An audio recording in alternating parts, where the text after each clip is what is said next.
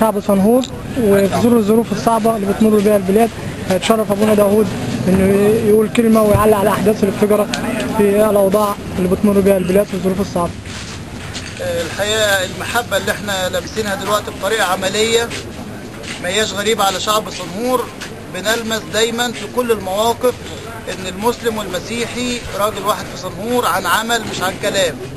واحنا معانا حبايبنا من عائلة عليوة، بقية المستشار عبد العزيز علي والعمدة امين من عائلة عليوة برضه، وحبايبنا من عائلة الزغيبي. وده نموذج ومثال طيب لكل البلاد بره صنهور ان احنا نعيش في ملحمة حب.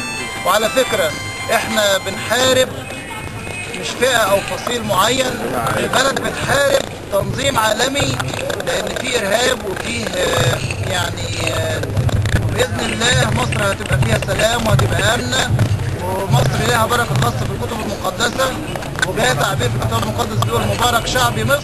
فربنا مبارك البلد دي، مش هيسمح لها باذى ولا بشر ولا بسوء، وزوبعه وهتنتهي ودي توابع وكده خلاص يعتبر يعني اتقطع شوط كبير قوي.